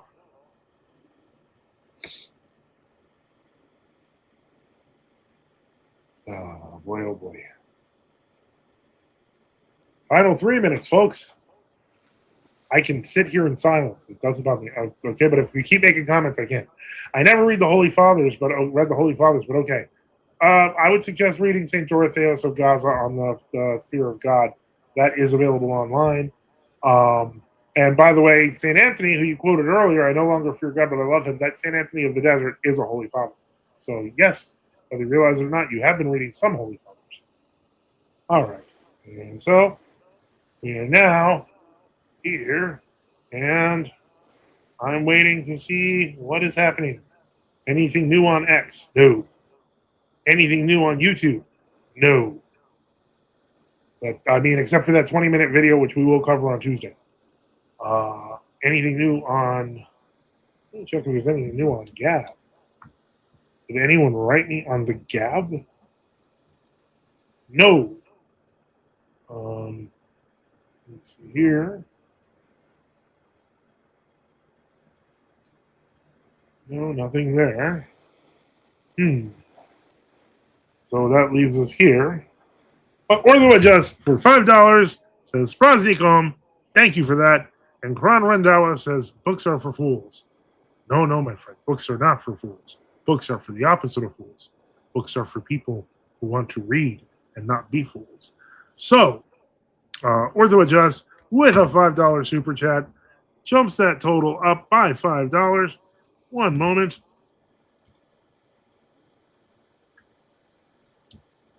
And we put that there. So we're now at 186. The goal is now 213. Da-da-da. Let's see here. So we need 113 to stay. Just kidding. I'm joking. Okay, very good.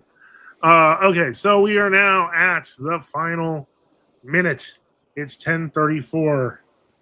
Will something strange and amazing happen? I don't think so. I think this is going to be the end. And that is normal. And that is okay. Don't worry. We'll be back probably on Tuesday because I'm pretty desperate. So let's see here. We are now at, we're there. All right. So I'm going to give it the last 5 seconds because I'm cool like that. I'll give it the last 20 seconds. Crazy things have happened before, but I don't think they're going to happen today. And that's okay. We're now down to the last 10 seconds. We're now down to the last 3, 2. Romagata says, please pray for me. We will. And I'm struggling. I'm going to preserve life of many years. No, the name is, all right, folks, we didn't make it. We had a valiant effort. We hit $186. There's nothing to sneeze at, and we're very grateful for that. Of course, it's time to play the sound.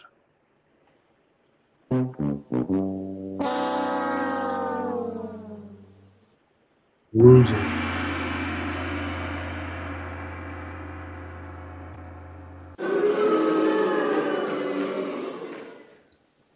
Well, all right. All right. Well, in any case, thank you to everyone, to our guest, um, to Ortho Purple. He had a purple thing, Ortho guy. I forget your last name, but you were reading the hidden history of resistance. Thank you for calling in. Thank you, Father Boniface, for being here, as always. And so, thank you to everyone who had questions, but comments, and to those who support our mission. Support the channel. We at NFTU need your help. Support us by subscribing or donating at nftu.net or on Give, Send, Go. We remember all of you in our prayers, and thank you for the support for NFTU. As always, don't forget to like and subscribe. Through the prayers of Holy Fathers of Jesus Christ, our God, have mercy on us and save us. Amen. And Amen. have a good night. Well, the rest of it's pretty good, Ortho Adjust, so we appreciate it if you want to come in. And thank you again. And have a good night, everyone.